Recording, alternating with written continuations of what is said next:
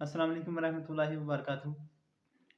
आज का हमारा जो टॉपिक है होम्योपैथी की मेडिसिन एंटीमोनियम टॉर्च के मतलब है।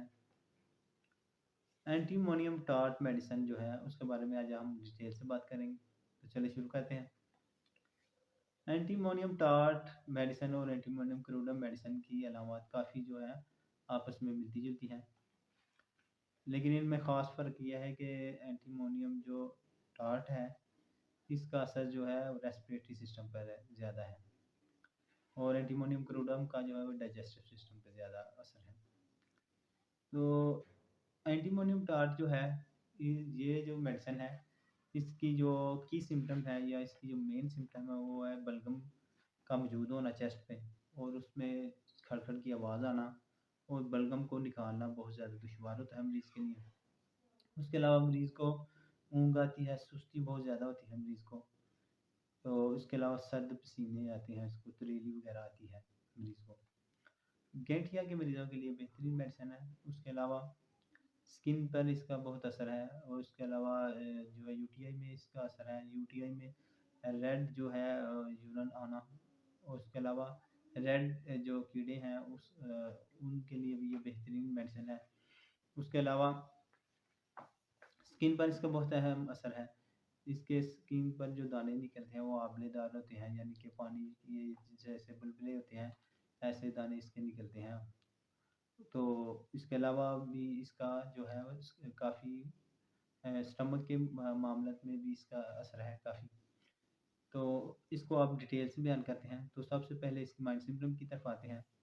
तो इसका पेशेंट जो है वो जो है गनूगी में होता है, बदहोश होता है, चक्कर से उसको आते हैं और उसके अलावा वो तन्हाई से डरता है, अकेला रहने से वो डरता है। मरीज़ जो है चिड़चिड़ा होता है। तो इसकी ज़ुबान की तरफ साइंस सिम्पटम देखें तो इसकी ज़ुबान पर जो है वाइट मैल वाली तह होती हैं जो कि लेसदार होती हैं। तो और उसके अलावा इसके किनारे जो है ज़ुबान के वो रेड होते हैं और दरमियान से ये ब्राउन होती है। तो इसका इसकी ज़ुबान के साइंस सिम्पटम और एंटीमोनियम क्रूडम का फ़र्क ये है कि वो उसकी जो है वाइट तह होती है मैल की तरह की मैली वाइट तह, लेकिन इसकी मैली वाइट तह होती है लेकिन इसकी जो मैल होती है वो लेसदार होती है। उसके अलावा किनारे सुर्ख होते हैं, ज़ुबान के दरमियान से ये ब्राउन होती है।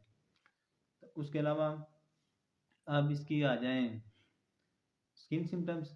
उसके जिस्म पर जो दाने निकलते हैं ये आंवले की तरह के होते हैं। जब ये दाने ख़त्म हो जाते हैं तो उसके नीचे जो है ब्लू सा निशान रह जाता है, रेडिश कलर का ब्लू सा साइन सिम्पटम ये रह जाते हैं। तो निशान जो रह जाते हैं ये इसकी ये अहम साइन है।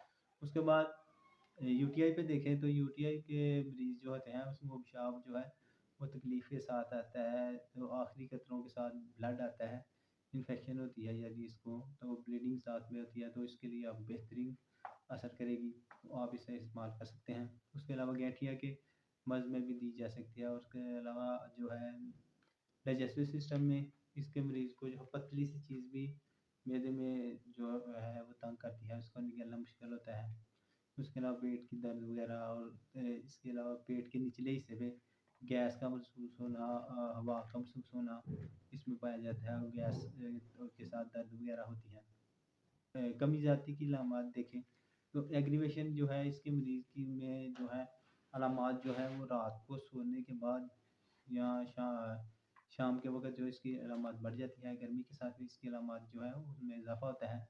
तो इसकी अलामत में कमी जो है वो आराम से बैठने पर होती है। तो उसके अलावा दूध के पीने से भी इसकी मरीज़ की अलामत में ज़्यादती होती है। तो आज का हमारा ये टॉपिक ख़त्म होता है। अगर अच्छा लगा इसे लाइक शेयर और कमेंट्स करें और दोस्तों को जो वीडियो शेयर करें ताकि उनको भी अगर जैसा मसला है तो इस मेडिसिन से वो फ़ायदा हासिल कर सकते हैं। तो मैं हूँ doctor Dilawar Hussain, Madani homeopathic clinic दी दवाली डस्का सियालकोट से। अल्लाह हाफ़िज़।